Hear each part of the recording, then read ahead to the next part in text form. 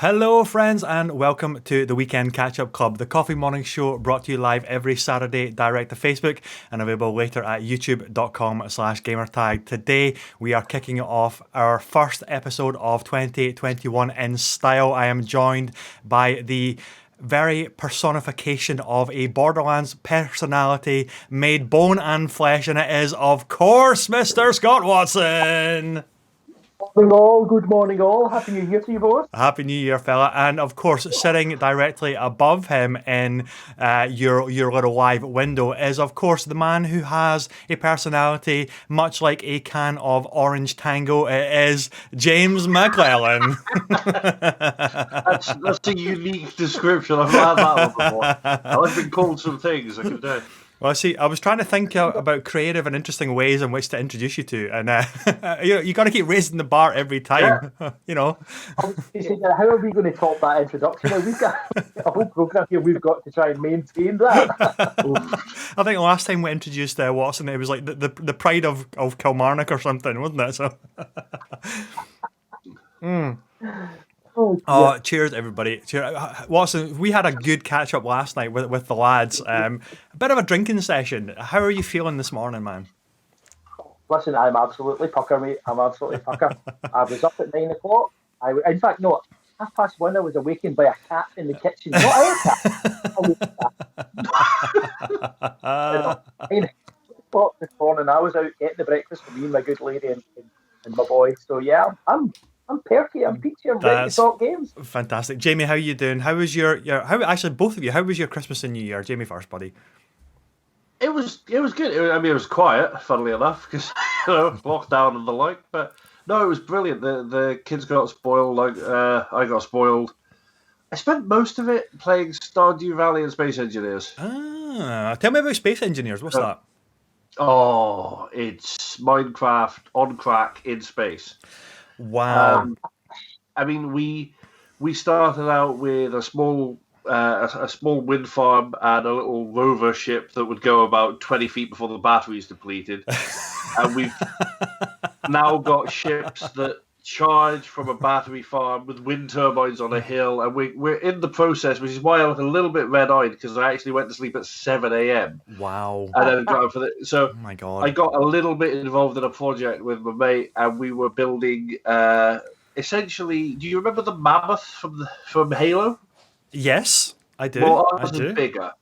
So we're building this huge roving base that can actually carry ships on its back, and it's got gun turrets and control panels and different seats for people, and it's glorious. But yeah, it got a little bit too involved. I was sat there at 7 a.m. trying to make a walkway work so it would go around wheels so you could climb up it. Right. And then I looked at the clock and I was like, shit, I've got to put a camera in a minute. So it rolled into the couch and gave up on life. So yeah, that was it. Oh, never give up on life. Never give up on life. Just for a bit. That's what I call going to sleep, because when I finally do go to sleep, I just... Scotty, how was your Christmas and New Year, pal? Yeah, much like Jamie's, as I say, it was quiet with the family. I sunk more time than I've actually know. It's about the same amount of time as I usually do into Destiny doing the weekly grinds, because you know me, when Borderlands is not about, it's Destiny for me. So yeah. And you've yet to try and source a Series X console, so you're pewing on old hardware, aren't you, my friend? Except of course, my boy very luckily got a gaming PC, so he's now become one of the master race, you know. And I had a chance to play Destiny on that, you know, and see what it was like, and I was mind blown, you know. But yeah, it's just an excellent one. So this is where Jamie has to take little Ewan under his wing and like shepherd him into the PC space. I'm still. Encourage it. I'm squeezing my way into the PC Master Race. They look at my graphics card occasionally and spit at me, but apart from that, I'm doing all right. So.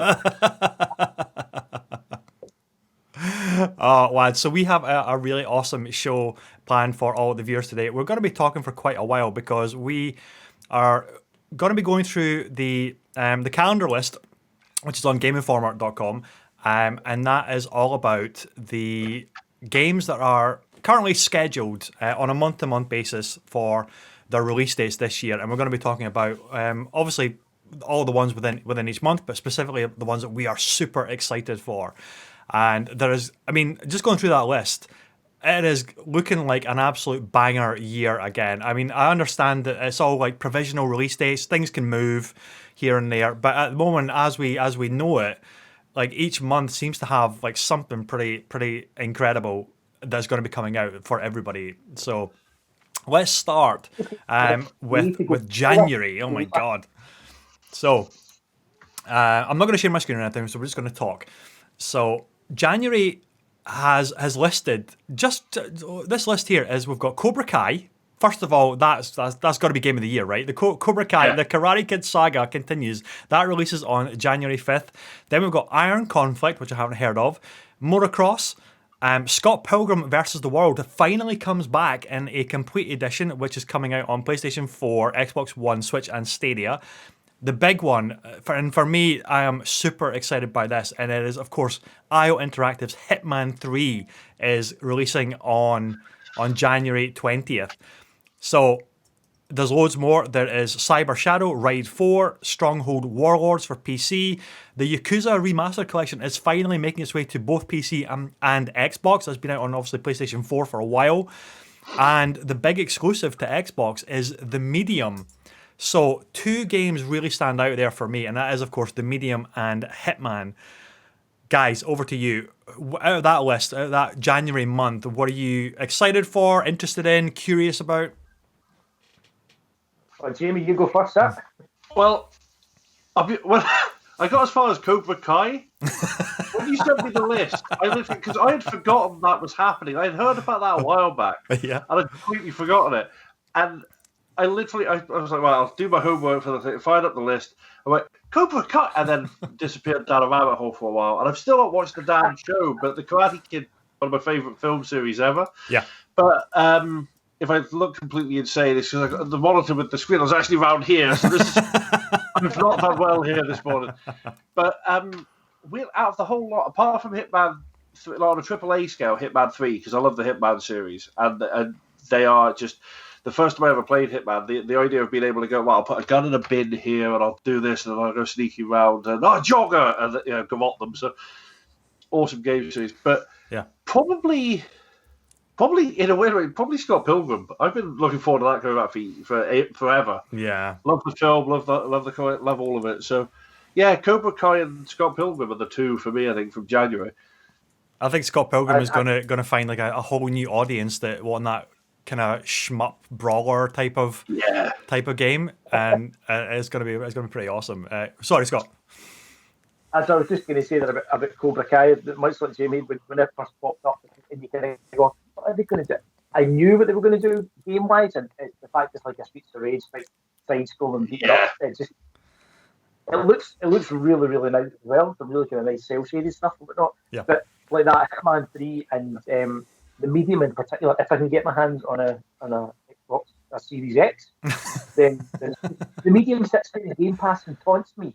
You know, the icons there saying reinstall, but I can't. You know, I don't think it's coming out on the One X. No, it's a next gen title only. And what's exciting about that is from Horror Maestro's Bloober team, who did Layers of Fear, who did The Observer, which starred Rutger Hauer. I'm a huge fan of that. And this is their new one where they have this like split screen, but it's not like 2-player split screen. It's 2 worlds that are rendered simultaneously, one for the real world, one for this other kind of horror spectral world, and so it needs that next gen power to render these both 2 worlds simultaneously. So I'm really interested as to what they're going to do there in terms of like the level design and the puzzles that you have to solve between like these 2 realities, and if you can like pass things through a portal into the other reality to then solve something in the other world, you know, that kind of stuff. And also like things leaping out at you from one reality into the other reality, all that kind of like, you know, pant browning gameplay mechanics. So perfect game. Yeah. Perfect game for Alan then. Absolutely. I think so. I just look now these days when I see games coming out. If it's a horror game, I just put it in a list in the back of my head. That just says, "Make Alan play this."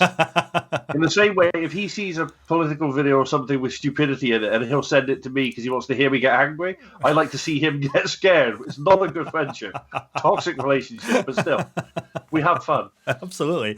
And I don't know if you guys have seen the VR trailer for Hitman 3 at all. It is, oh, Jamie, this is absolutely incredible. So it's actually annoying a lot of people because it's only exclusive to PlayStation VR, which at this stage is now actually the worst way to experience VR. So everybody's quite annoyed that it's not on Oculus, it's not on the Vive, it's not on the Steam Link, I think it's called, whatever the Steam VR is. But there's a whole, it completely changes how you experience Hitman, because it's in first person rather than third person. So if you're garroting somebody, it's not this disembodied like dummy that you're controlling. It's actually first person, you're controlling it. Or you pick up the chef's knife and you actually have to throw it to kill somebody. But from the trailer, what really got me, and this is going to be a must play for VR, is you can do the old tap on the shoulder to one of the NPCs. He looks around, you go around the other way behind him, and when he turns around, the trailer just went like that, bang, and punched him in the face when he looked back around. I thought that is like this we've hit a zenith point for VR if you could do the old tap on the shoulder and then misdirect them. That's the kind of stuff that it's those sort of things that are what I want out of VR, and which were lacking in the early days. So when everyone was going, VR is great, I'm like, but you just stood there pointing at where you want to be and then shooting. Like, I can do that on the PC. Not to knock it if anyone enjoyed it, obviously, but it was like, it's not grabbing me. That's fine. But when stuff like that starts to, when you can really feel the cheese wire around the throat, not to get too violent, but let's face it, it's what the Hitman series is all about, is creative kills and strategy. Absolutely. So yeah, and killing people by throwing a muffin at them, like picking up off the tray and throwing it at them. yeah, or a shoe. Who throws a shoe? Or a shoe. But I just want to pick up a fish and start slapping somebody with a fish. Yeah. Oh, we can reenact maybe some Monty Python sketches in the Hitman VR world, right? this parrot is dead. It is no longer living. All this stuff. Oh my goodness. Oh, anyway, so yeah, that was just January. So as you can tell, viewers, strap yourselves in. It's going to be a bit of a wild show. So okay, let's hop over to February. So. Starting off, we're seeing the next generation proper version of Control, and that was by Remedy Entertainment. So that is now officially coming to PlayStation 5 and Xbox Series X. That was not a free upgrade, to the chagrin of a lot of players who had purchased like the season pass and everything on the old version, but it is part of the Ultimate Edition, which came out at the tail end of last year, gives you the upgrade path there. But it is a little bit, you have to buy the new version, unfortunately. But there's also this game called Werewolf the Apocalypse, and this looks kind of wild. I haven't really seen much of it other than a first original gameplay trailer, and it just looked like the werewolf movie that we've always hoped and dreamed of getting. It just looks like a proper like action horror game. It looks kind of mental. Absolutely mental. But it's a big month again. We've got Little Nightmares 2. We've got the Neo Collection coming on PlayStation 5. So that's actually Neo 1 and Neo 2 remastered for the PlayStation 5. That's really cool. If you are like those punishing Dark Souls, Sekiro-like of games, then Neo will be right up your street. But this is one for Jamie, I think. We've got Ghosts and Goblins Resurrection coming on Switch on February 25th, and a whole bunch of other stuff as well. Out of that list, again, it's a banger month. We're going to be completely skint, like absolutely skint again. So I'm selling one of the kids. And Bravely Default 2, of course, as well. But actually, Retromania Wrestling sounds like it could be the winner right here. That reminds me of the days in my youth in the arcades.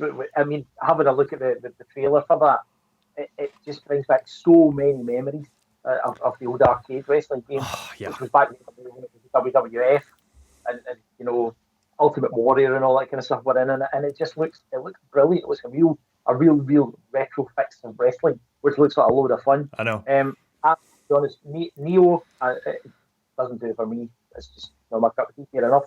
But is Ghosts and Goblins Resurrection, is it a remake, a remaster, or is this? I can't remember. I don't know if it's doing like the Monster Boy games where they're taking the original one and redrawing it for cell shading or like the hand drawing thing. I'm hoping it is, but I'm not sure like to what degree it is like a remaster or a new coat of paint on it, but it's still the 2D side scroller. I'm hoping it is because those Monster Boy games are tremendous. So fingers crossed for that one. Fingers crossed, definitely. But Super Mario 3D World, that was originally on. It was on the Wii, the Wii U, that collection, and then they had a Nintendo DS version, which wasn't as big. I don't think it had as many levels or anything. But I think this is the Wii U version that is now getting remastered, and it also comes with this new like expansion pack called Bowser's Fury. So that's going to be really quite interesting, but. Unfortunately, knowing Nintendo and their first-party IP is going to be eye-wateringly expensive. It always is. Anything Mario, anything Zelda, it's always like, unbuckle your shorts and pay the master. Oh yeah. Thank you, Mr. Nintendo. It's frustrating because both the kids have Switches, and it's at least once a month because I have to give it to Nintendo. Nintendo both fascinate and frustrate me because I love the fact they do their own thing. Nintendo are and always have been their own little bubble in the gaming world. They just sit there like, we don't care about your next gen, we don't care what you're doing with prices. What Game Pass? No, don't think so. We're going to continue to churn out games at 60 quid a pop, and you're going to buy them today. Great. Yeah. And of course we do. But Callum got, for Christmas, well, the only game Callum wanted was my youngest was the Super Mario Collection with Sunshine and Galaxy. Yes. Galaxy. Odyssey. Galaxy. I beg your pardon, Galaxy. Yeah. And my heart was touched to find that he started playing Super Mario Sunshine, and he's like, "This might be the best Mario game ever played." Yes, well done, son, because I agree.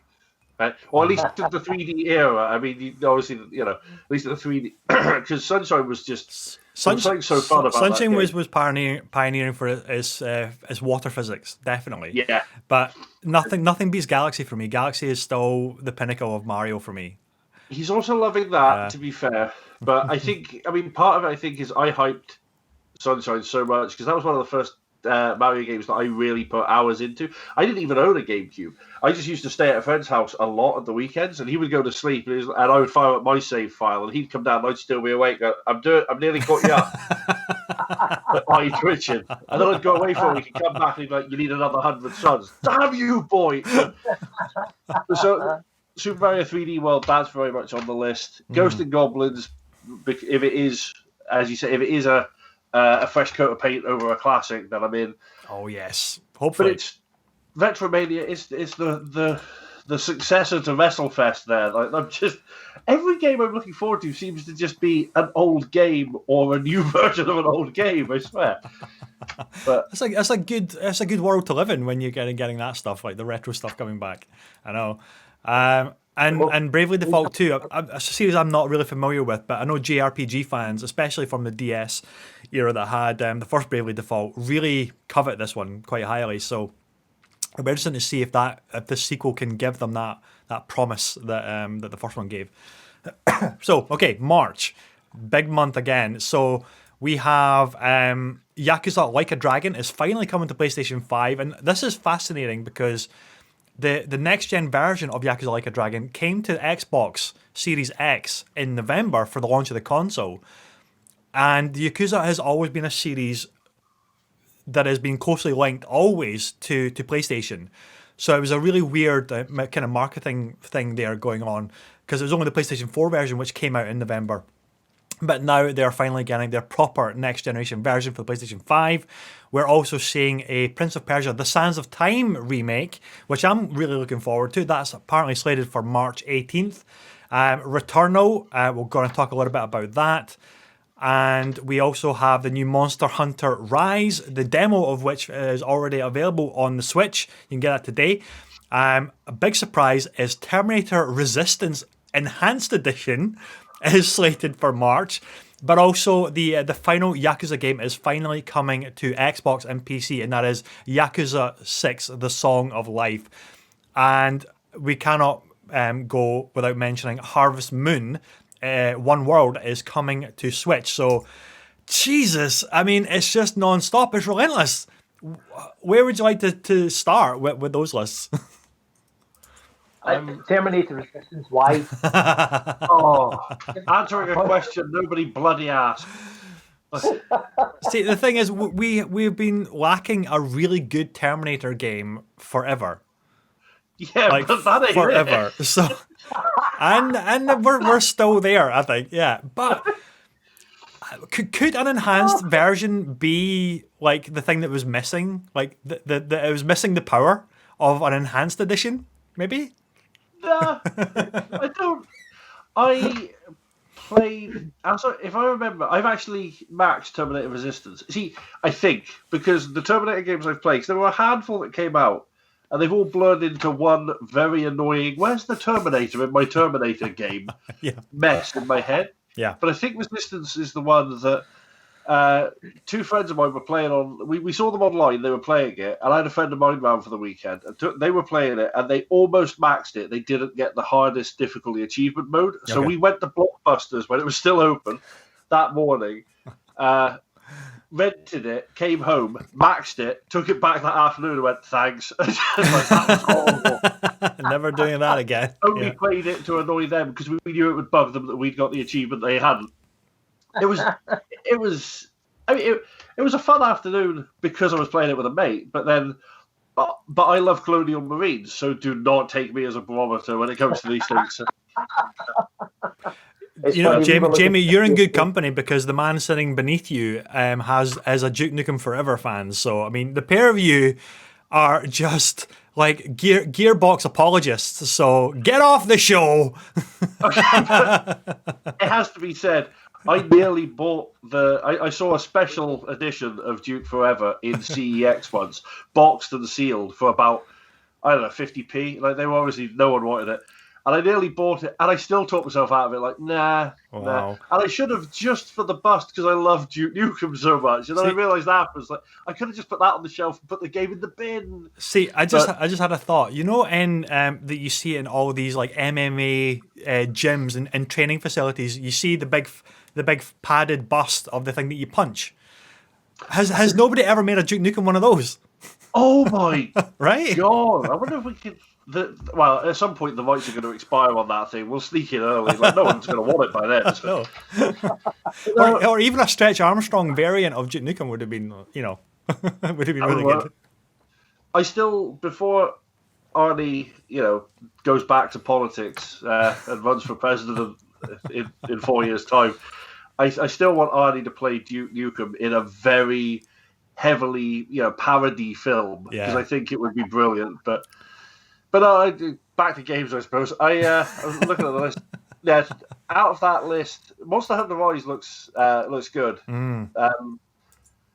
It Takes Two, I'm really excited about because it give me a co-op game and I'm happy. And it looks. Yeah. I don't know a lot about it. It's kind of hard. I watched a bit of the trailer and I still don't know a lot about it. Yeah. So that's Joseph Fares's company that did A Way Out. So it is very much designed around co-op. He did a Brothers, a tale. Was it called Brothers? A Tale of Two Sons, I think. So this looks really, really good. It's like high fantasy fairy tale where I think he voices this kind of talking spell book, which is pretty awesome.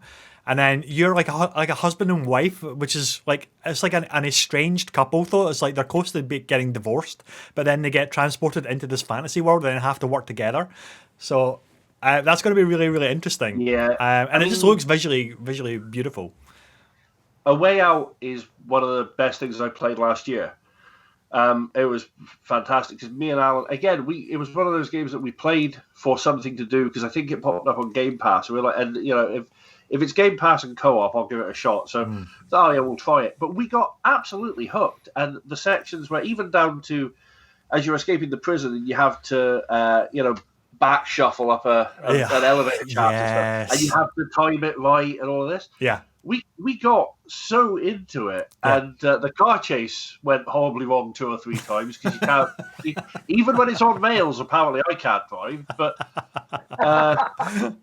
it was absolutely fantastic. That is definitely a guy and or a team who have, I don't know how many people he's working on it, but that is definitely somebody who has got co-op mechanics down. Yeah, I was going to say it's like fun. They're probably the best example of a co-op game that is designed specifically to be co-op. That isn't just the very kind of cliched trite mechanics of co-op in the past, where you can play it single player, but you can also play it co-op. It is so integral to the experience. And it's not just like you stand on that switch and then I can stand on that switch, which are very trite mechanics. But in a way out, you'll like it's a split screen, so you'll be in one part of the prison and I'll be in another part of the prison, and we both have to accomplish things to make the whole scenario work. Yeah, brilliant, really, really, really good co-op game. It was with good storytelling as well. Felt very, I don't know, kind of less insane Tarantino-esque sort of era. Like it was good. So yeah, definitely that was a contender for one of my favourite games last year. So I'm excited about that. Yeah. And I think it might still be in Game Pass as well, actually. I mean, I'm sure it's still on if nobody's tried it yet. I think it is actually. It's definitely worth playing, definitely. Yeah. But I'm less excited about Harvest Moon and Story of Seasons. Not because they don't look great, because I know both of my children will want both, and I'll have to sell a kidney, so... It's a big couple of months for Switch, that is for damn sure. But also the Prince of Persia, the Sands of Time remake. So I think it's still to this day the best Prince of Persia game. It got a massive reboot back in 2003, I think it came out. Originally on the OG Xbox One, PlayStation 2, I think it was. And it just reinvented what a Prince of Persia game could do. It introduced parkour mechanics for the very first time. It introduced a very simple yet complex combat system of like 1 or 2 buttons, like the light attack and the heavy attack, and vaulting and jumping over your opponents and using your mobility. And it showed Ubisoft that really were these almost like god tier level designers for like intricate puzzles and level design. With all the spinning blades and like jumping from platform to platform and intricate mechanics and puzzles and bouncing light, which is now being pretty cliched in the puzzle game. But back in his day, it was such a pioneering game. So yeah, I'm really looking forward to what this remake is going to be. I've no idea. We saw a trailer for it, which kind of got mixed reviews. As the internet likes to do, the game doesn't look very good, as they always say, even though it does look pretty good. But I'm curious about actual more gameplay footage of that to see to what degree they're going to be doing a remake of this. So yeah, I mean, a lot of the mechanics, as you say, are now set in place for stuff like Assassin's Creed, the Batman games. But I mean, it really is. People forget how important Prince of Persia is in the gaming world. Yeah. The mechanics, the way that it laid a path for other games to follow. So it'll be, as you say, it'll be very interesting to see that. And Returnal in particular, moving on to from that, because it's just next on the list there.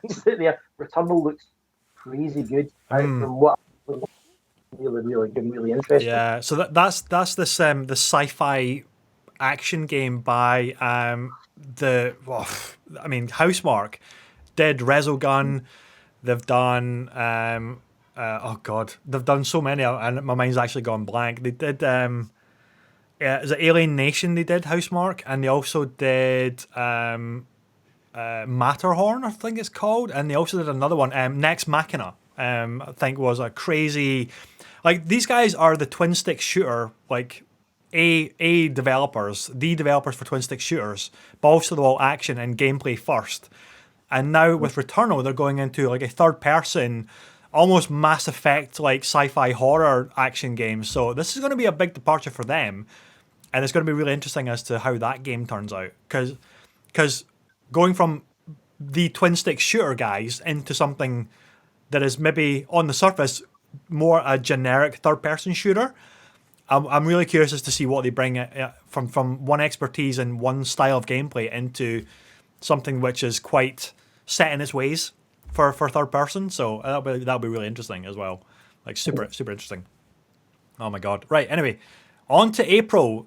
So Outriders. This was originally slated for I believe it was a January release date or a February release date, and it's recently been delayed.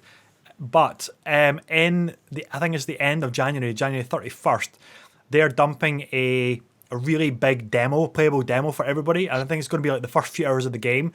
And then they've said, it's getting delayed, but here's a massive demo to check it out in the meantime. So that's going to be really interesting. Humankind is coming to PC. I think, was that ape family game? I think you're like a tribe of... Can't remember what Humankind is. It looks... I had a quick flick through it. It looks to be... it says it's... Oh, no, I've got it wrong entirely. Oh, it's a strategy game. Sorry, I beg your pardon. It's like Civilization sort of thing. Got you. Okay. And, of course, Nier Replicant, the sequel to Nier Automata, is coming out on April on pretty much everything. PlayStation, Xbox, and PC. And, of course, Arcane Studios' next monster hit, hopefully the next monster hit, is Deathloop. And Deathloop looks freaking awesome. It looks really good. I really like the premise of Deathloop from what I've seen as well. From that, it looks my kind of shooter. As does Outriders, I have to say. Outriders, a lot of the beats in the trailers looking at Outriders reminds me a lot of Destiny and the powers that you have in Destiny. And as a Titan, for me, where all I like to do is run into things. Outriders looks like my kind of game where I don't need, it's all about, the trailer talks about you have to attack all the time, you've got to use your powers all the time. Yeah. That just floats my boat totally. So Outriders, I think it does look really cool, and it's got that style to it. It's like the 70s action movie or something style to it as well, which looks freaking awesome. And so that's apparently exclusive to PlayStation, because this obviously got announced and was promoted before the Bethesda buyout of Microsoft. So it will eventually be coming to Xbox, and I'm sure because of that it'll eventually be coming to Game Pass as well. But there was an agreement already in place that it is exclusive for a little while to PlayStation 5. But it looks like it's going to be awesome. And it's multiplayer as well, or asymmetrical multiplayer, where you have a target to kill, but then another player has you to kill to try and stop you from killing the target. So this could be really interesting, actually, as to... I'm hoping it's a game that blows up on Twitch, and it's going to be really entertaining to watch and find out that way. And finds a good audience as well, because Arcane are awesome. They're just so good developers. Yeah. Yeah. Right. May and then June. So we have... Oh, sorry. Deathloop was in May, not April. I beg your pardon. So Sarai the Beginning. I have no idea what this is. Deathloop, as we just discussed. But then June, we have the game which we have been crying out for what feels like an age, and that is, of course, Back 4 Blood. And this is the Left 4 Dead spiritual successor. And they're in glee, look at that. And it's been in early access, I think, from December. So, Jamie, have you been playing this at all? I wonder. No, I haven't. Not yet. So we saw the trailer at... I can't even remember which of the games conferences or little mini games conferences or whatever. It was the Game Awards was the big one that they showed it. That was it. Thank you. Yeah. Too many. There's too many.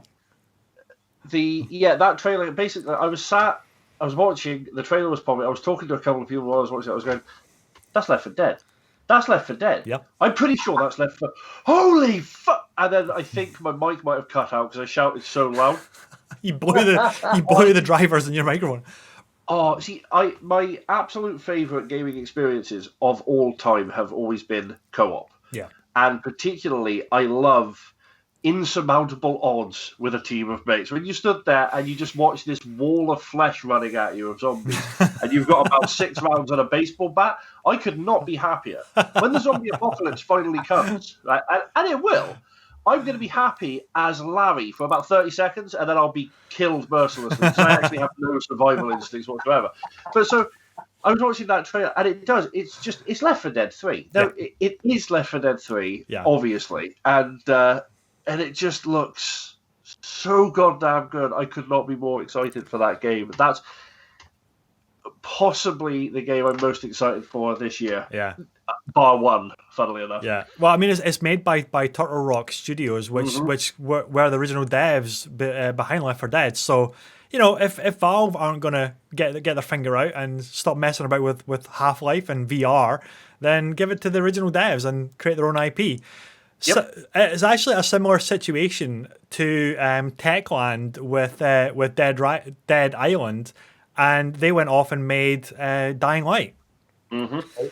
So, which actually raised an interesting question: where the frig is Dying Light 2? What's going on with that game? Because that is, I mean, that original gameplay trailer, that huge deep dive gameplay trailer we got a couple of years ago now. Oh, yeah, a couple years ago. It looked amazing with what they were doing with like the factions, the decisions, how if you align with a certain faction will completely change that area of the map, and that faction's influence on the world. It looked amazing, and of course the first one is brilliant co-op, which I think is 4-player co-op as well. Again, it's the zombie thing, it's the hordes of zombies, and Dying Light just it needs. I hope it comes out this year, and I hope it fulfills the promise of what that original gameplay gave us, because it just looked so goddamn good. But in the meantime, we've got Back 4 Blood. So yeah, that's gone very quiet though. Joe, now you mention it, I cannot remember the last time I heard anything about Dying Light 2. We have to go digging later today and see if we can unearth some treasure trove of knowledge. But I know. So, and the next gargantuan list is pretty much a free for all, where after June nobody knows when anything is coming out. It could be later on the second half of the year, or it could get bumped into 2022. Nobody knows, but it is gargantuan. I'm not going to read it all, but it must be about 100 games all listed here. So we're just going to maybe shout out our personal favourite ones. And Jamie, we'll start with you, buddy. Because Halo Infinite. Halo, just go straight in there. Halo Infinite. Where's Halo Infinite? God damn it! I don't need anything. I have to be entirely fair to the list, because otherwise I would only focus on that. But there are some really, really good things on there. I'm really excited about Lego Star Wars Skywalker Saga, because I've played all the Lego games to death, and I fully intend to.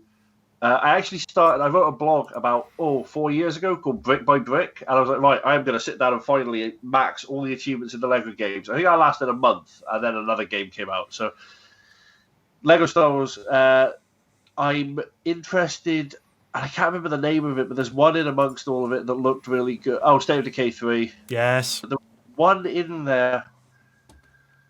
No, it's gone. It's gone. I can't find it. This is what I mean. There's so many on the list. You mean you're not excited for Grand Theft Auto 5 coming to next-gen consoles? I don't have an next-gen console for a start, but also I haven't played GTA 5 for a while, so we shall see. Hello Neighbor 2 I'm looking forward to seeing, because Hello Neighbor is weird as hell, but it's one of those games I prefer to watch rather than play. Yeah, I think if you get someone entertaining playing it, so I think that'll be fun. Kerbal Space Program 2, because that's just funny. But of course, I think the big game, aside from everything else, the big game of this year has to be I Am Jesus Christ. Am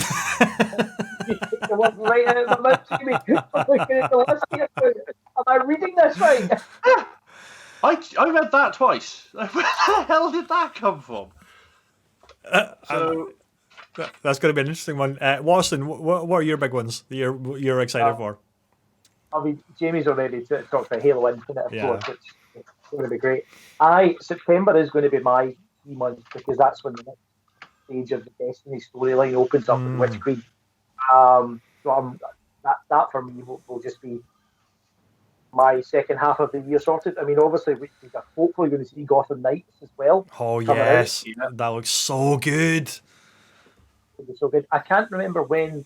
I think the Suicide Squad game is not until next year. Yeah, that's a couple of years out. Yeah. But there's also Warhammer 40k Dark Tide, which has been Oh, looking yeah. really well. See, that's going to be really interesting because that's the Left 4 Dead mold, isn't it? I mean, because Deathwing was exactly the same thing, which kind of came out and didn't really do too well. It wasn't really supported. And then Vermintide came out, and Vermintide 2 did really well. And obviously, after Vermintide 2, they're doing Dark Tide, which hopefully is going to be pretty amazing. But it'll be interesting in a post Back 4 Blood world now. It'll be interesting to see like the mechanics and the game design and the structure, how they will be able to compete against the people that like created this style of game, and then Dark Tide comes out and has to compete against it. There's also one which is not on the list, which it is that Dark Tide Left 4 Dead style, and it is Gtfo. I don't know if you guys remember this game. It looked amazing, and it's a co-op game, like a co-op horde shooter game. And it looked so like photorealistic and wild. It's like a science fiction thing. And it was just like GTFO, which obviously means like get the fuck out. And I haven't heard anything of it for a while. And I just wonder if that is still on the radar or if it's like, who knows what's happening with that. But the ones I'm incredibly excited for, and I have no idea if they're going to actually make this year, is God of War Ragnarok. So it is the sequel to God of War 2018. That was a surprise announcement that it was that soon.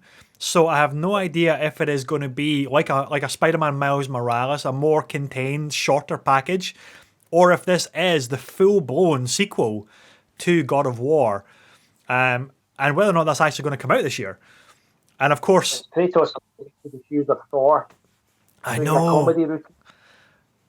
Maybe it's like Just Dance. Like Thor, they have to do a dance off, right?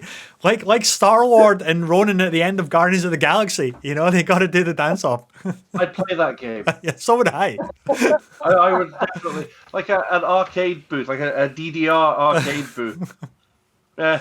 Well, think about it. They've already got the mocap dance moves with Kratos in Fortnite, so just make a full-on dance game of Kratos against Thor and Odin, and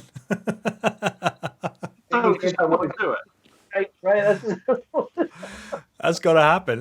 But also Horizon Forbidden West, which is the proper sequel to Zero Dawn, that just looks stunning. And this means I'm going to have to get a PlayStation 5, this year coming out. But there's so many other. There's a little one that looks spectacular, and that is Keynote Bridge of Spirits. And it just looks like this fantasy platform action game by like a Pixar movie. It looks wonderful. Absolutely wonderful. But God, there's so many. There's Resident Evil 8 Village, which looks phenomenal. Ghostwire Tokyo. Obviously, the new Far Cry 6 is coming out. The new Hollow Knight Silk Song is coming out. Elden Ring. We're finally going to get something on Elden Ring, apparently, which is the From Software George R.R. Martin title.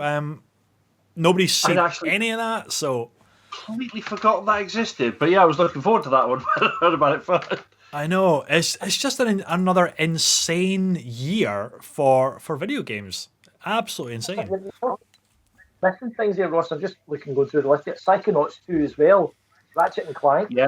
Oh yeah, yeah, exactly. A Rift Apart looks phenomenal. I actually thought that was meant to be slated for early this year, but doesn't have a release date, so I don't know when that's coming out.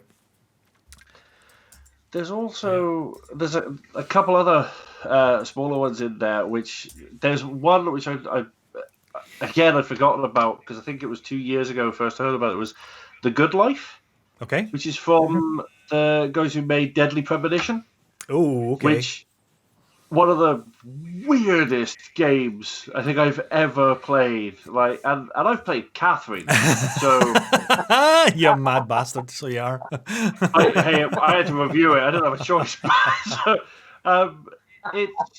Deadly Premonition's it's fun, and I really liked it. But it's weird. There's also The Settlers is coming out this year on PC, which I can only assume is that a remake. Is it a remake? Yeah. It's either a remake or a sequel because it's just listed as The Settlers PC, and I mean The Settlers PC obviously has been around for a while, so I'm assuming it's a. But I love The Settlers is one of my all-time favorite, like world building, colony building type games. So there's too much. There is way too much. Are either of you Harry Potter fans by any chance? Yes, that's on the list. Harry Potter, the Hogwarts Legacy looks really, really good. And I'm really interested about Hood Outlaws and Legends as well, because that looks like a multiplayer, like medieval type of like PvP game, and that could be really, really awesome. Or it could be, like many of these games, something that looks really interesting for a multiplayer game, but just doesn't get an audience and bombs like crazy because everybody sticks to Apex Legends or Overwatch or Call of Duty. So it's going to be interesting to see which of these big multiplayer style of games can really punch through and find audiences and get that kind of user base, that fan base. And I'm just hoping that the marketing budgets of these companies get Ninja playing these games. No, don't get Ninja. Get everybody, get all the top streamers. He's ruining everything. We were watching some Fall Guys the other night. Me and it was actually a couple of friends of ours playing it. So me and one of the guys watching it, and someone popped up and they're wearing the ninja costume in Fall Guys. And everybody was like, "Well, that's off the wish list then. So can't do it." It's not even. It's one of those. He's going to become. He's like Mr. Motivator. You're going to see him everywhere so much that you're going to be like, I'm just sick of him because he exists now. Yeah. It's just too much. I've just had a thought for a Fall Guys skin. Why don't we have a Mr. Blobby skin for Fall Guys? Because that has to happen. That's perfect, right? Instant buy. Instant buy. For any of the kids watching who doesn't know who Mr. Blobby is, go check out Noel's. What was the show? What was the show? Noel's House Party. It was on a Saturday night in the 90s. Noel Edmonds and Mr. Blobby. Hey, what a cultural revelation that was. Back in the day, I had the single on cassette. If I remember, I don't know where I got it from, but I had it. What's a cassette, Jamie? What's a cassette tape? You've still got that. Archaic technology. I keep every time I turn my head slightly, I see the list and go, "Oh, I forgot that." I know. There is one more on the list that I'm quite excited by, and I might be in a minority here, but there is Sherlock Holmes Chapter 1 from Frogwares. Ooh, okay. Which I've been playing. So ages back, I can't remember which Sherlock Holmes game it was, but I started doing the Macabre Monday series on Twitch, where I've been playing through bad detective games.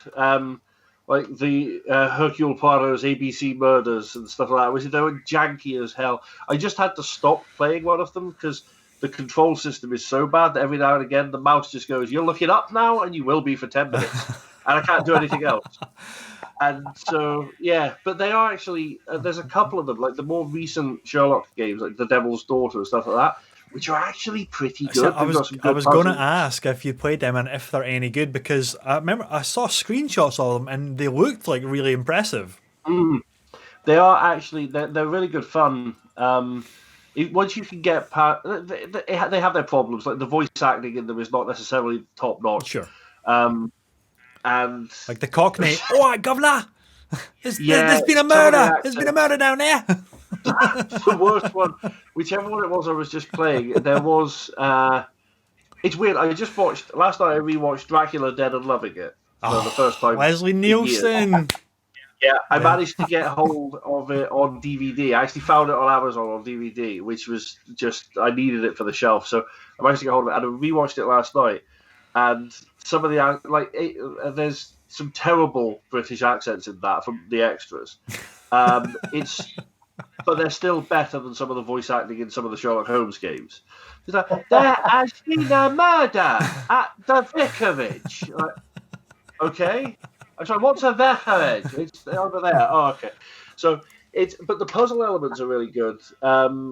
And they have got good, proper Sherlock stories. Like some of them have been lifted from the Conan Doyle, and some have been. I think some of them are originals that have been tweaked. Sherlock versus Jack the Ripper was interesting, but Call of Cthulhu. It was Sherlock Holmes: The Awakened. That's the one that I was playing. And the control setup is knackered. but the game's quite good fun. So yeah, that's on the list. Fantastic. And yeah, we briefly mentioned it, but we didn't really talk about it too much. Is Halo Infinite? So let's spend a little bit of time talking about Halo and how important just that is, because it was meant to be the big killer app to launch the console. It got pulled, rightly so, especially in the wake of now Cyberpunk's debacle. It just shows you how right they were to pull it for at least another year. But I'm super excited for Halo Infinite. I booted up the Master Chief Collection on the Series X because it got an upgrade. A lot of kind of new extra features, some frame rate options, a field of view slider, some extra kind of like polish and bling here and there. And my God, that collection just runs and looks just amazing now. And there is something for the original Xbox players like us that whenever there's a Halo announced, will gravitate toward it, and all the nostalgia comes out, and it's such an important game, and I just hope that Infinite can really deliver this huge juggernaut of an amazing game. But I don't know that the challenge there of what the landscape is now for multiplayer and for single player shooter campaigns, the quality bar is so high that I do worry that there maybe it can only like not meet expectations, because expectations are typically like way too high for the series. I don't know. What are your thoughts on this? Well, I remember us speaking about this at the start. Was it start last year, was it? Or with the trailers for it? And both of us really liked what we saw at the time, and I still live in hope that Infinite is going to allow you to work like Reach, where you get to pick the character class. Like, I know it will be first and foremost a Master Chief story, but in the multiplayer side of things, I'm hoping that you're going to have classes and you're going to be able to specialise and do all this kind of thing, which I think will just open it up so much more, you know, on a PvE basis, you know. But that's the Destiny player in my head thinking I want it to be like Destiny because that's what I love. Yeah, it's my favorite thing like that in Borderlands. So, I think but I think you're right. I think they did the right thing pulling it and taking a step back and saying, no, we want to make sure it's right. Yeah. Because it's probably the biggest Xbox IP. The Xbox that they have to make sure it's right. I think there's still like a huge untapped potential for creating your own Spartan and creating your own squad of like blue team or red team, and it's just you and your mates going into this, whether it is the MMO format or it is the Destiny format, where you're in this huge shared world, but you're just going around as a squad, as a unit, as an elite unit, and helping various like NPC missions or bounties or whatever it may be. I think there's definitely scope for whether that's a spin-off game, whether that's a game mode, because Halo still, I think, has to always focus around the Master Chief. It's not Halo without the Master Chief. So I think they've always struggled to try and move the series beyond him, and they've always failed in that regard. But I mean, I love ODST as a game. It's one of my favorite ones. So whether they bring out a spin-off game, which is you're just a squad of ODSTs, and you do it's like the Destiny format, or it is, as Paul's mentioning in the chat there, is Battle Royale, where it's other Spartans in a squad. I really don't know, but the universe is so rich for potential of not necessarily mainline games, but they could do spin-off games which do the Battle Royale, do the MMO thing, but it's not necessarily the Master Chief storyline. I could easily see an amazing game like what Machine Games have done with the Wolfenstein games, where it's just a single-player game. It's an amazing single-player game. It's just the Master Chief storyline, and then you do something else with that world for the multiplayer side. Would be pretty amazing as well, rather than trying to have a package that does everything, even though historically Halo has always had a pioneering multiplayer mode. I think there's opportunity to maybe sell them differently and position them differently and have different products that cater to, you know, different goals and ambitions for the player base. It's interesting. I think for me, like, one of the things that excited me with Infinite was the fact, one of the first things that I heard was when they said, we're going to be doing more Reach-style customization options. And the customization in Reach, I mean, Reach, possibly, multiplayer-wise, my favourite entry in the series. It's a toss-up between Halo 3 and Reach for me as to the best multiplayer experience. Yeah. Halo 3 kind of tops it, but there's a little bit of nostalgia colouring that, because Halo 3 is the one that I sunk so much time into, and that was the one that we had so many people playing at once, and it was just amazing. But Reach, actually, the map design, the weapon selection, just the way it played, some of the mechanics, Reach just, I think, is probably the most solid PvP, balls to the wall multiplayer entry. And the fact that throughout that there was a lot of customization, even down to the inclement weather effect. I grinded so hard for that, but inclement weather effects and all that sort of stuff. Yeah. So I think if they can take all I want from Infinite is I want a really solid storyline, and maybe. It's weird, but there's a part of me that almost wants them to put Master Chief's story to bed. Even if he's still floating about out there and getting ready to kill stuff, I kind of want the story, because I don't feel it's quite been rounded off yet with what we've got so far. So really solid storyline and really good PvP, and I'll be happy. From my old school Halo love will be satiated. I'll be fine. Yeah. But like you said, there is so much scope within that universe for things they could do. Yeah. And like if they're going open world and that, I think a Halo MMO, me and the guys have been saying for years, it's just it lends itself perfectly, because you've got all of this rich story and all of these planets and this massive universe. So Halo MMO, but it is it's weird. It's like you said, they've struggled to move away from a character that originally was supposed to be this big in a strategy game. With no dialogue and no nothing. Yeah. And then they went, he looks kind of cool, so we'll make him bigger. And then they trapped themselves in that ton suit of armor for years. Yeah. So it'll be interesting to see. But I want that old school Halo experience from it. I want that locked down. And then I want them to do so much more. So I'm probably asking too much, but then I usually do when it comes to Halo. So we shall. Well, we shall see.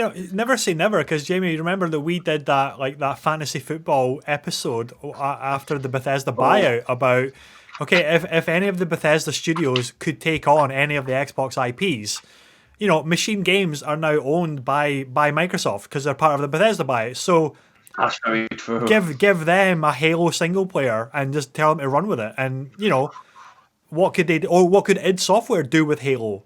All this kind of potential of IP, so you just don't know. So I'm picturing a world where the Doom Marine and Master Chief fight side by side, and quite frankly, I think all the blood has rushed from my head. So I'm just seeing. I've got images of a Baron of Hell just grabbing grunts and throwing them at the Chief. The ultimate crossover. If there are any artists watching, for Christ's sake, draw that. I'll buy it. Paul's actually mentioned a really good point in the chat about the Spartan Ops and from Halo 4, which is that little spin-off where you had your own Spartan. Make that a full-blown spin-off title, which is a multiplayer component, which is the Destiny, which is the MMO kind of avenue. And you're untethered by expectations of, why am I not playing as a Master Chief? Why am I playing as this other dude, which I don't like? And, this kind of dichotomy of you're splitting people's emotions and what they want from a Halo game. Whereas if you keep them separate, you've got the potential to not be locked in. As you said, Jamie, you're not locking yourself into the big suit of armor, and you're creatively restricted and narratively restricted. You can really go to town with all these potential other outlets. So, I think, like Scott said as well, there with like class selection. I mean, they kind of there was an element of that they could have used from Reach with the different armor specializations. So obviously you've got. I mean, the best feeling you will ever have in a Halo game is when someone is jetting at you in a ghost and you armor lock and they explode around you. I mean, it is just... I actually got goosebumps then. And it's not even a lot. I genuinely have goosebumps from memories, because the stuff we used to do in that game was ridiculous. So you can have your tank type classes who use stuff like armor lock, and then you can have your scout, your faster scout DPS type. Yeah, yeah, the born tank.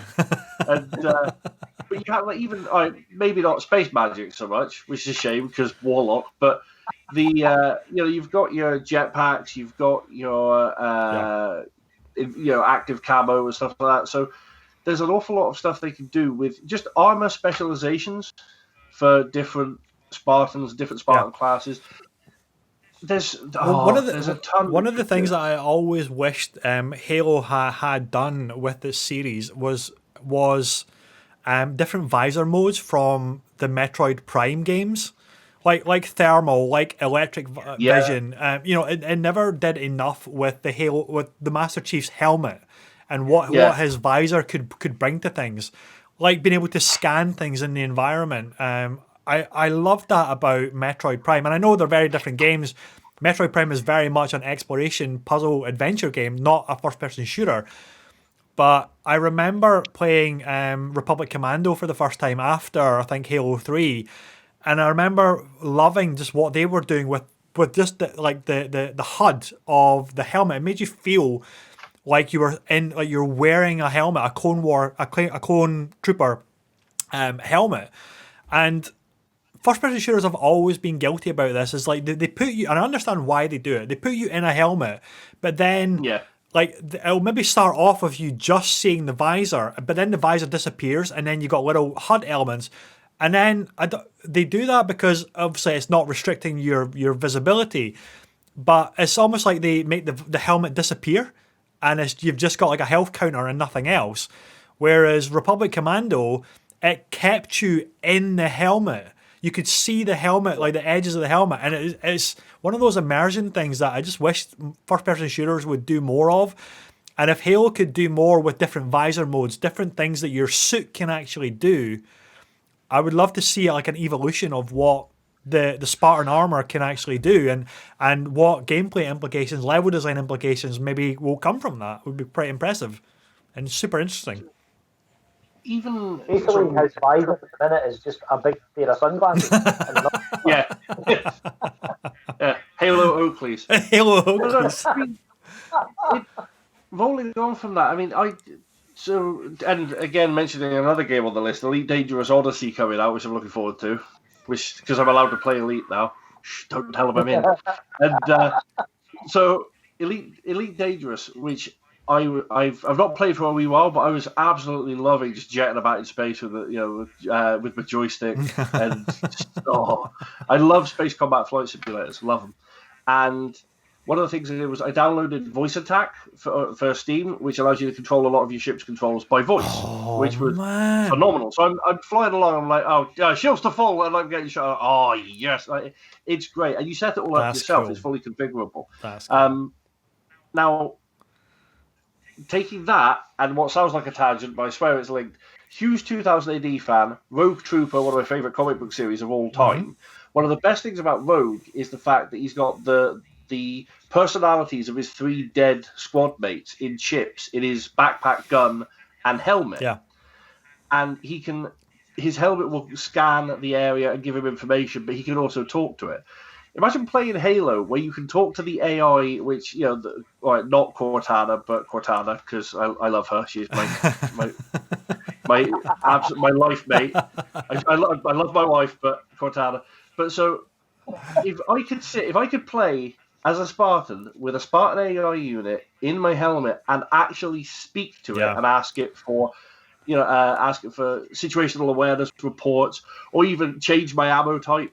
That sort of thing, control everything. Yeah. Well, you say that, Jamie, but do you remember when the Xbox the Xbox One first came out with Kinect and everything? Mass Effect used the voice commands to deliver dialogue options. If you remember that, and that got me thinking as a tie-in linking back to Rogue Trooper and even Judge Dredd.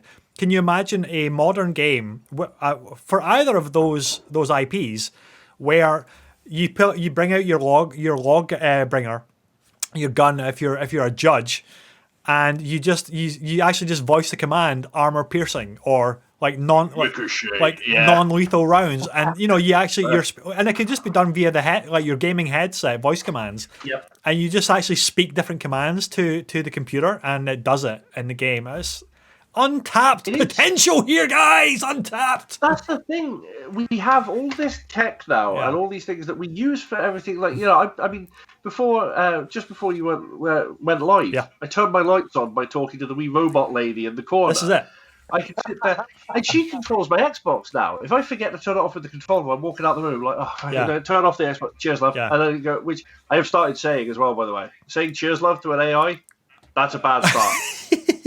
That's how you get Skynet, because when you attach personality to them and then they feel neglected, a spurned AI. You don't want that. Oh, hell hath no fury, like an Alexa. I feel like we're now at a time technology-wise where voice commands might, like in games, are more accessible, because think about it, the DualShock 4 on the PS4 had a speaker in it, right? Yeah. But that was just a speaker, whereas now the new PlayStation controller, the microphone is actually in the speaker of the controller.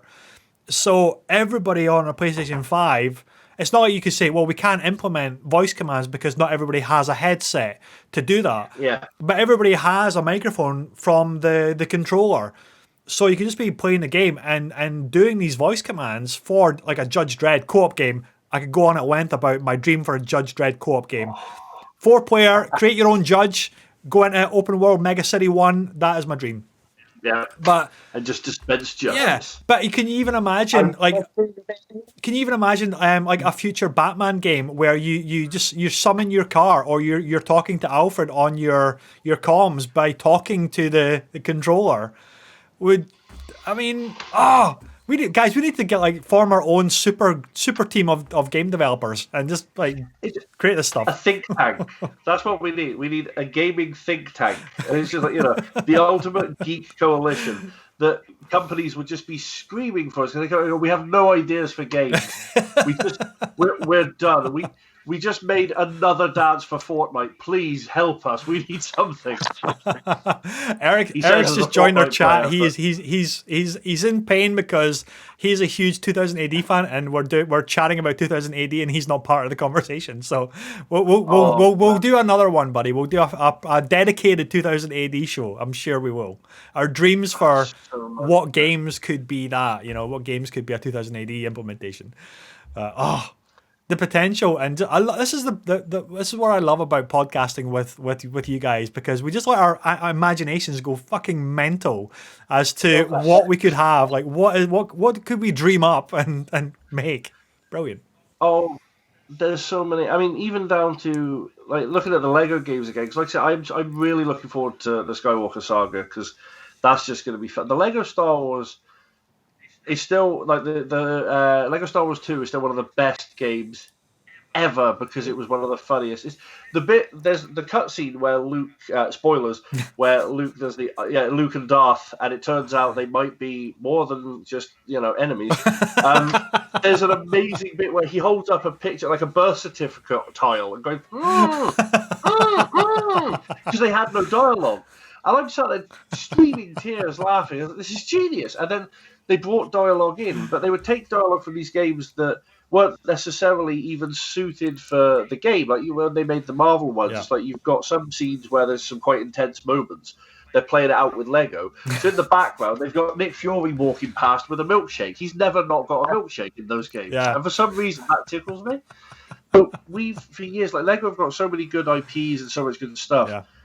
We started talking about, I would love to see Lego do Halo. I want because the Mega Bloks Lego sets are awesome, but I'd like Lego to get the open, because I always would rather have the Lego. And then me and a friend of mine started talking. Imagine if Lego did a game that was just other games. So you had levels where you like Lego Dimensions, where you're jumping through stuff. Remember that stop motion animation of Lego Gears of War that came out a few years ago? Yeah, that's the game, and I think they did a Red Dead Redemption one as well. But the stop motion Gears one was so good. I just thought that has to be somebody has to make that as a game, because that looked phenomenal, so good. You look at some of the stuff Bear Parker has done with his he he does demake and remake of, like, he did the whole of, well, not the whole, but like the trailer for I can't remember what, I think he did Cyberpunk in Lego, like PS1 in Dreams. Okay. He did it in Wow. Dreams.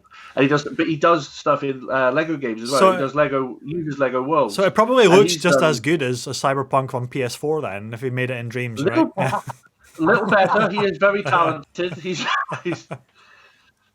oh, Eric's just said he wants a sci-fi mash of a Lego game like Aliens, but in Lego. They're like Yes. colonial marines, but of the alien. yeah. Seriously, I'd like to see Lego, and it's a really weird one, but because of their comedy, I'd like to see them take very non-Lego friendly titles. Like, I'd like to see them do it. Off the top of my head, because I was talking about like yesterday with someone, Lego The Conjuring, because it doesn't lend itself at all. But then looking at the way they've done it with other games, I'd like to see how they tackled those darker bits and made them funny. And I think they could do it because they've got the chops. So I'd like to see like Lego. I'd love to see them make a Lego game of the 2 Deadpool films and somehow make it kid friendly, because I bet they could do it, and it would be, and especially it would be kid friendly, but as adults who've watched the films, you'd be certainly going, but that's the bit where normally there's this, and you'll laugh. Like, I just think it'd be really good. You know, fine well that if that was coded to Ryan Reynolds, he would be up 100%. Oh, yeah. He would. We've got some No doubt. ideas coming in the chat, like Lego Blade Runner or Lego Resident Evil, or Lego. Lego Resident Evil would be amazing. The dogs.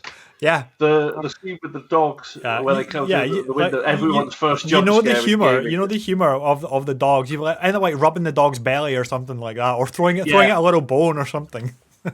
And one wouldn't break the window; it would just go bunk and bounce off, guaranteed. Because I've seen bits like that in some. It just they're a brilliant series of games that really, really have, and they suffer a wee bit as the games went on. They started to get so big that like doing everything, because I like to max the Lego games, but they get grindy with the achievements a wee bit. Yeah. So. That's literally the only criticism I have. Like, that is a game series that has only improved, and the only criticism I have is if you want to get all 1,000 gamer score out of it, there will come a point when you're a bit, oh, God, I got to finish that off. But I think for a game series that's been going for that long and had that many incarnations, for that to be the only complaint I can possibly think of, It's doing well, right? If that, not doing too bad. That's brilliant. Because I picked up the Gotham Villains one, Lego Villains and something on the Switch actually, but I think as good as it looks on the Switch, I think playing it on like the base consoles, it sounds funny, but they like how good the plastic looks on the higher resolution platforms. It just looks so good. So I think I'm gonna have to maybe check out the Lego games on the Series X or something and see how good they can actually look now. I'm expecting them to look like, I want the Lego games to look like Toy Story 3 or something like that. You know, it has to look like that. Plastic rendering and lighting has to be so good that we've got a proper Pixar toy game that looks like actual plastic, and you know the materials look like proper materials. That would be amazing. Yeah. No, they are one of my favorite game franchises ever. Like, definitely the Lego series, and they just keep getting better. All of the main Lego entries, like everything that's based on an IP of some sort, is fantastic. The only time that I ever felt they were slightly weaker, like Lego Worlds, didn't quite deliver what I wanted, because that was supposed to be Minecraft.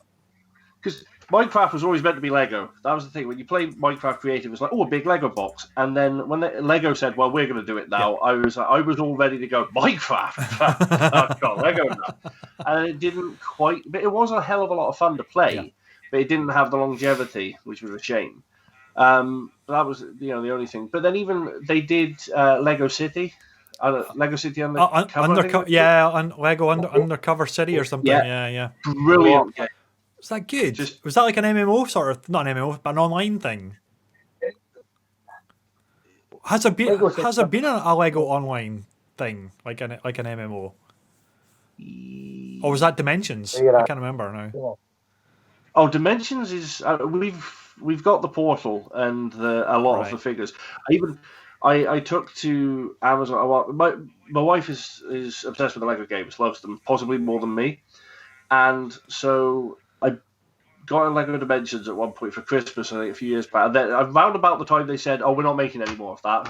Oh, yeah, that's right. I remember. So I got that. Managed to get most of the sets. I managed to get the Green Arrow, which was a limited edition one that was.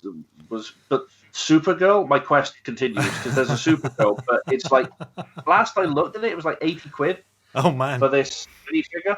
That doesn't really add anything to the game because you can do everything Superman can do, but the shelf, you need it. So, Gotta complete the set. Dimensions was kind of what I wanted with a cross-franchise, like hopping through games type thing, but with TV and film. So you've got Doctor Who in it, working alongside Gandalf and Batman, and it was hilarious. And they actually got Peter Capaldi, who was the Doctor at the time, to voice the Doctor and all that sort of stuff. Good. So it's brilliant, but again, the Lego Dimensions plays like the other Lego games. It's got that, collect blocks, collect this, collect. So because it plays like those, but you've got these wee figures you can swap in and out. It's really good fun. It's just a shame they stopped making it. The Toys to Life movement generally has kind of tailed off, and it's a shame because there's some great stuff there that I'd like to see. I want more Skylanders. I want more Disney Infinity, but we're not getting it. So the Disney Infinity figures were so cool. I wasn't a collector of those, but I loved them. I loved the look of them. I mean, look at Boba Fett right there. It's so cool. It's so cool. There's actually, if you like the Infinity figures, Disney now do the Disney Toy Box range, which are basically the Infinity figures, but not for a game. And they're bigger as well, aren't they? Yeah, I mean, fabulously. There are some beautiful and some hefty ones as well. Obviously, as you can probably tell from similar to Scott, although not that. I can't look at your shelves because I'll rob you. But if it's small and plastic and colourful and related to something I like, I'll buy it. And you can't even see the crap that's next to me. But Infinity, the toy box range, they're pretty amazing. So. Yeah. There's a lot of stuff out there. Well, Eric's just throwing a really good topic in the chat there for a future show. An entire show on the life and death of Toys to Life. That model. Oh yeah. I reckon we should probably do that. Maybe next week's show we can do a joint Toys to Life episode and a 2000 AD episode, and Eric can join us as well if he's up early enough. The poor chap, because it is early over there in Texas right now. But guys, that has been another spectacular episode. We have now come to the end of this amazing rambling chat about our most anticipated games of 2021, and of course a massive segue there into Lego. And that's the way good conversation should be at all times. You never know where it's going to go. But anyway, I want to say a massive thank you to the folks that have been chatting in the chat, everybody who's been tuning in this morning, and if you're watching later on catch up at youtube.com/gamertagged, and again a huge thank you there as well. Until next time, next week we'll be back again every Saturday at 11 a.m. Take care and have a great week ahead. Bye bye.